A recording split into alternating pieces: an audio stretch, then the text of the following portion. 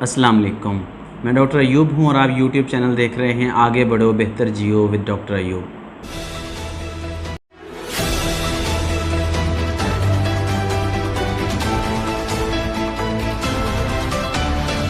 Last video में मैंने जिक्र किया था प्रोफेसर डॉक्टर गीता गोपीनाथ का, जिनके बारे में सोशल मीडिया पे कैंपेन देखी जा सकती है कि शायद पाकिस्तान और IMF के दरमियान जो मुआहदा नहीं हो रहा तो उसकी राह में जो रुकावट हैं वो डॉक्टर गीता गोपीनाथ हैं।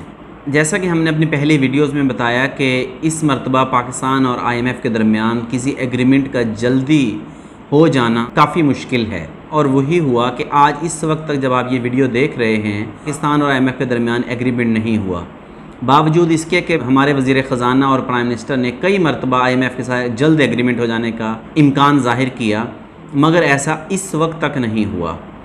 और ज़िंदगी है कि पाकिस्तान में वो दिन ब दिन मुश्किल होती जा रही है। हर गुज़रता दिन पाकिस्तान के लिए, पाकिस्तानियों के लिए एक नई मुसीबत लेके आ रहा है। मिसाल के तौर पर पेट्रोल डीज़ल की प्राइसेस को देख लें, बिजली की प्राइस को देख लें, बाज़ार के अंदर आटा, दालें, चीनी वगैरह की प्राइसेस को देख लें, या अमूमी रवैये को देख लिया जाए, हर तरफ प्रॉब्लम ही प्रॉब्लम है। हर गुज़रता दिन बहरान के बदतरीन होने की खबर देता है। आज की मौजूदा हालत ये है हमारी कि हमारे पास जो ज़र मुबादला के ज़खायर हैं वो सिर्फ 8.2 अरब डॉलर बच गए, और 8 अरब डॉलर में 4 अरब डॉलर से ज़्यादा रोशन डिजिटल अकाउंट्स के डिपॉज़िट्स हैं। अगर हम इसको 8 अरब डॉलर भी समझ लें तो ये चंद हफ्तों की अदायगियों के लिए ही बमुश्किल काफ़ी होंगे। करंट अकाउंट डेफिसिट, जिसे जारी खातों का खसारा कहते हैं, वो बढ़ता जा रहा है। उसमें भी कोई अच्छी खबर नहीं आई। मई के महीने में कीमतें बढ़ाने के बावजूद हमें उम्मीद थी कि करंट अकाउंट डेफिसिट कम हो जाएगा, मगर वो उल्टा बढ़ गया है। यानी कीमतें इतनी ज़्यादा बढ़ाने के बावजूद दरामदात में कमी के वजह से हमें उम्मीद थी कि करंट अकाउंट डेफिसिट कम होगा, लेकिन हमारे तो किस्मत का ही मसला है कि हमारा करंट अकाउंट डेफिसिट कम होने की वजह बढ़ गया है। उसकी वजह ये बनी कि इधर से हमने दरामदात कम की, दरामदी बिल कम किया हुकूमत ने, उधर से जो तरसीलात ज़र हैं वो कम हो गई। यानी ओवरसीज़ पाकिस्तानीज़ की तरफ से तरसीलात ज़र कम हो गई हैं, बरामदात में भी कमी हो गई है। साफ ज़ाहिर है कि अगर एनर्जी की कीमतें हैं वो बढ़ेंगी, जो कॉस्ट ऑफ प्रोडक्शन है यानी जो लागत पैदा है चीज़ें पैदा करने की, वो बढ़ जाएगी। उससे बरामदात का कम होना भी, और ऊपर से अभी हमने ये सुपर टैक्स इम्पोज़ हो गया 13 बड़े मुनाफा बख्श सेक्टर्स पर, तो इसका भी असर अगले दिनों में देखा जाएगा। तो हमारा इस माली साल का, जो कि कल ख़त्म हो रहा है, इसका हमारा जो दरामदी खसारा है 13 अरब डॉलर हो गया है, और एक महीने का जैसे मैंने बताया है सिर्फ मई का 1.4 बिलियन डॉलर है। अभी हमें चाइना के कमर्शियल बैंकों से 2.3 बिलियन डॉलर्स की एक लोन मिला है, उससे कुछ हौसला हुआ है इकॉनमी को। इसके अलावा एक डील होने की जो नवीद मुसलसल सुना रहे हैं वज़ीर ख़जाना और प्राइम मिनिस्टर, तो उनसे भी लगता है कि दिवालिया होने का ख़तरा तो नहीं है, ख़दशा नहीं है, मगर इस बात का इम्कान बहुत कम है कि पाकिस्तानियों की मुआशी हालत आने वाले दिनों में भी बेहतर हो सकेगी। उसके लिए कुछ फ़ंडामेंटल चीज़ें हैं, वो हम बाद में डिस्कस करते हैं। हम ये देखते हैं कि डील की राह में असल रुकावट कौन है। जैसे मैंने पिछली वीडियो में भी ये कहा था कि गीता गोपीनाथ का इसमें कोई रोल नहीं है। ऐसा तरक्की पजीर या पसमानदा मुल्कों में होता है कि बड़े लेवल के अपॉइंटमेंट्स, बड़े लेवल के जो एग्रीमेंट्स हैं, उनमें कोई पर्सनल इन्वॉल्वमेंट हो, क्योंकि हमारे लिए ये रूटीन की चीज़ है पाकिस्तान जैसे मुल्कों में। इसलिए हमें ये लगता है शायद IMF में भी फ़ैसले ऐसे ही होते हैं जैसे कि पाकिस्तान के अंदर होते हैं। पहली बात तो ये है कि प्रोफेसर गीता गोपीनाथ की तकर्री इंडियन होने की वजह से नहीं हुई। वो इंडिया में पैदा ज़रूर हुई, इंडिया में उन्होंने अर्ली एजुकेशन ज़रूर ली, मगर वो इस वक्त वर्ल्ड की टॉप इकोनॉमिस्ट में से एक हैं। हार्वर्ड यूनिवर्सिटी में प्रोफेसर ऑफ इकनॉमिक्स हैं। इसके अलावा वो पहले IMF की चीफ़ इकोनॉमिस्ट भी रह चुकी हैं, अभी वो डिप्टी मैनेजिंग डायरेक्टर हैं। तो पाकिस्तान और IMF के दरमियान जो एग्रीमेंट होना है या जो बातचीत हो रही है, उसमें किसी भी लेवल पर गीता गोपीनाथ इन्वॉल्व नहीं है, और ना ही ऐसा होता है। पाकिस्तान के साथ जो डील होनी है या जो एग्रीमेंट होना है या जो पहले एग्रीमेंट्स हुए थे, उस वक्त गीता गोपीनाथ चीफ़ इकोनॉमिस्ट थी।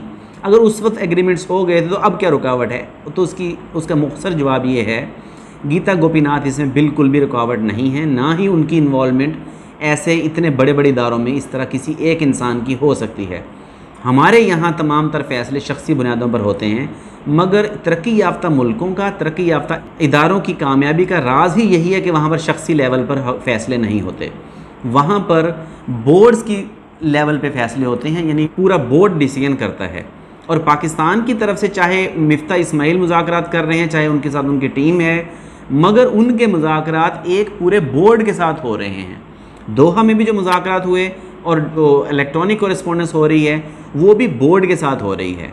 अब आते हैं पाकिस्तान और IMF के दरमियान रुकावट आखिर कौन है।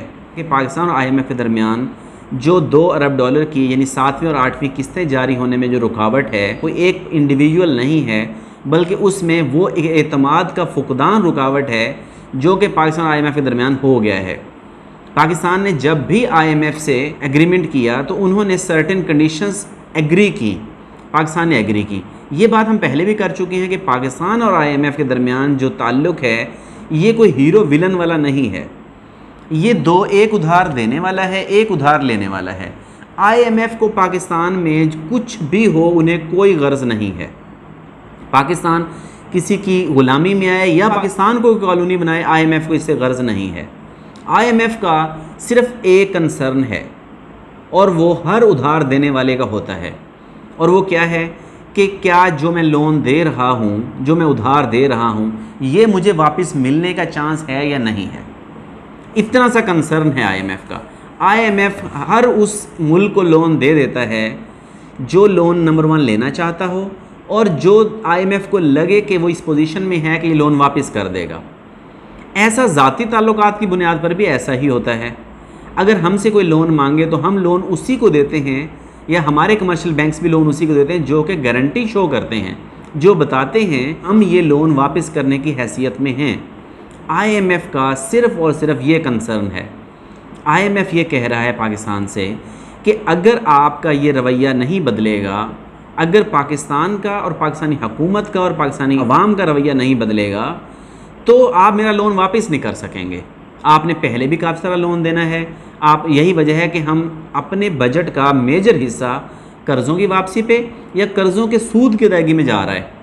अभी भी आपने देखा कि अगर आपने बजट तकरीर गौर से सुनी हो या बजट की जो डिस्कशन हुई है वो सुनी हो, तो आपको पता है कि हमारा ज़्यादातर हिस्सा जो हमारा नंबर 1 ख़र्च है, नंबर 1 जो हमारा एक्सपेंडिचर है बजट का, वो कर्ज़ों की अदायगी और कर्ज़ों के सूद की अदायगी है। दूसरे नंबर पे डिफेंस आता है। IMF सिर्फ़ और सिर्फ ये कहता है कि भाई आप अपने मुल्क से ये जो शाहाना इशराफिया वाला ख़र्चा है, या ये लोग अगर पाकिस्तानी अवाम टैक्सेस नहीं देती तो इनको टैक्सेस देने चाहिए, और टैक्सेस में बराह रास्त टैक्सेस ज़्यादा होने चाहिए। तरक्की याफ्ता मुल्कों में ज़्यादातर टैक्सेस बराह रास्त हैं। बिलवासा टैक्सेस तो मजबूरी की बिना पर होते हैं, क्योंकि बिलवासा टैक्स हर अमीर ने और गरीब ने इकट्ठे एक जैसा देना होता है। वो भी 17% दे रहे हैं, गरीब भी 17% दे रहे हैं। मतलब अगर गरीब ये पानी की बोतल इस्तेमाल करेगा तो इस पर 17% टैक्स देगा, अमीर इस्तेमाल करेगा तो वो भी 17% टैक्स देगा। तो इसलिए ये तो मजबूरी की बिना पर होता है। लेकिन अगर मुल्क ने तरक्की करनी है तो बराह रास्त टैक्सेस की तरफ आना पड़ेगा, और यही वजह है कि पाकिस्तान ने बहुत मुश्किल से IMF की ये कंडीशन अब मानी है। जिन सेक्टर्स का मुनाफा 300 मिलियन से ज़्यादा है, यानी 30 करोड़ रुपए से सालाना से ज़्यादा है, उन पे 10% सुपर टैक्स आयद किया है। और अभी भी सुपर टैक्स है, ये टैक्स नहीं है, यानी ये आर्जी है। IMF और पाकिस्तान के दरमियान जो एग्रीमेंट में रुकावट है वो एतमाद का फुकदान है, क्योंकि हम मुआहिदा करते हैं, जैसे हम मुश्किल से निकलते हैं हम मुआहिदा तोड़ देते हैं। हम मुआहिदा करते हैं कि हम ये काम करेंगे, आप हमें पैसे दे दें, उधार दे दें। ये बिल्कुल ऐसे ही है जैसे एक मजबूर इंसान कोई किसी दौलतमंद इंसान से कर्ज़ मांगता है। जब उसने कर्ज़ लेना होता है, वो अगर उसे कहे कि यहाँ लकीरें निकालो तो वो लकीरें निकालने लग जाता है। वो अगर कहे कि हाँ मेरे पाँव दबाओ तो जो कर्ज़ लेने के लिए आता है वो पाँव भी दबाने के लिए तैयार हो जाता है। लेकिन जैसे ही आप उसके हाथ में कर्ज़ पकड़ाते हैं, उसके बाद आप उसे कहें कि मेरी ये बात मानो, तो उसका उतना दिल नहीं करता जितना कि उसका कर्ज़ लेने से पहले दिल कर रहा होता है। पाकिस्तान का मसला भी यही है कि हम जिस वक्त कर्ज़ लेना होता है या जिस वक्त पैसे लेने होते हैं, उस वक्त हम कहते हैं हम आपकी हर बात मानेंगे, आप जो कहेंगे हम मान लेंगे। हम मुआशी इस्लाहात करेंगे, हम बराह रास्त टैक्सेस में इजाफ़ा करेंगे, हम सब्सिडीज़ रिमूव करेंगे, हम जो चीज़ें दरामद करते हैं उनकी प्राइसेस बढ़ाएंगे, और जो चीज़ें हम अपनी लोकल प्रोडक्शन ज़्यादा करेंगे, लेकिन कर्ज़ मिलने के बाद ना तो हम हुकूमत का गैर पैदावारी ख़र्चा कम करते हैं, ना हम बराह रास्त टैक्सेस लगाते हैं, ना ही हम जो दरामदी बिल है वो कम करते हैं। दरामदी बिल कम करते हैं तो बरामदात भी कम साथ हो जाती हैं। लोड शेडिंग, हमने आज तक हमारे पास पानी वाफिर है, यानी पानी हम समंदर में जा रहा है हमारा पानी, मगर हमने आज तक डैम नहीं बनाए। वर्ल्ड बैंक कर्ज देता है डैम बनाने के लिए, हम और मकासद के लिए ख़र्च कर देते हैं। तो इसलिए IMF के या आलमी मालियाती इदारों के और पाकिस्तान के दरमियान जो रुकावट है वो एतमाद का फुकदान है और रवैये का ज़िम्मेदाराना ना होना है। आप जो इस वक्त वीडियो देख रहे हैं बैकग्राउंड में, आप ये देखें, क्या ये ऐसा महसूस होता है कि ये तरक्की पजीर या मकरूज़ मुल्क है जो दिवालिया होने के करीब है? जब ये कर्ज़ लेने के लिए जाते हैं कहीं तो ऐसा लगता है जैसे ये कर्ज़ लेने के लिए नहीं, कर्ज़ देने के लिए आए हैं। अभी आप देख लें, पंजाब में ज़मनी इलेक्शन होने वाला है, जहाँ जहाँ इलेक्शन है वहाँ पे धड़ाधड़ अखराजात हो रहे हैं गवर्नमेंट की तरफ से। तो यानी उनकी जो वोटर्स की जो राय है उसको मुतासर करने की कोशिश की जा रही है। ऐसा, इसका मतलब ये है कि हमारा रवैया ज़िम्मेदाराना नहीं है। ज़िम्मेदाराना रवैया क्या है कि जहाँ फ़ंड्स की ज़रूरत है सिर्फ वहीं एलोकेट किए जाएँ, वहीं लगाए जाएँ। ऐसा नहीं है कि अगर हमें वोट चाहिए तो हम वहाँ पर फ़ंड्स लगा दें, अगर वोट नहीं चाहिए तो हम ज़रूरत की चीज़ भी, हॉस्पिटल की ज़रूरत भी पूरी ना करें, मेडिसिन भी पूरी ना करें, और हम स्कूल भी अपग्रेड ना करें, या हम कॉलेज यूनिवर्सिटी पे भी फोकस ना करें, तालीम पे या सेहत पे फोकस ना करें। तो इसलिए IMF की और पाकिस्तान की डील की राह में सिर्फ एक चीज़ रुकावट है, वो ये कि एतमाद का फुकदान है। अब IMF ने इन्हें डू मोर करना है। IMF ने कहा है कि अब ये मेरी 4 कंडीशंस हैं, ये 4 कंडीशंस पूरी करें, फिर हम आपको किस्त रिलीज़ करेंगे। पहले तो आपने सब्सिडी ख़त्म कर दी, ये बहुत अच्छा किया IMF के ख्याल में, बिजली के रेट्स भी बढ़ाए, ये भी IMF ने कहा ओके। अब ये कह रहे हैं जल्द से जल्द हमें किस्त दे दें। IMF ये कह रहा है कि आपने ये 4 काम भी करने हैं।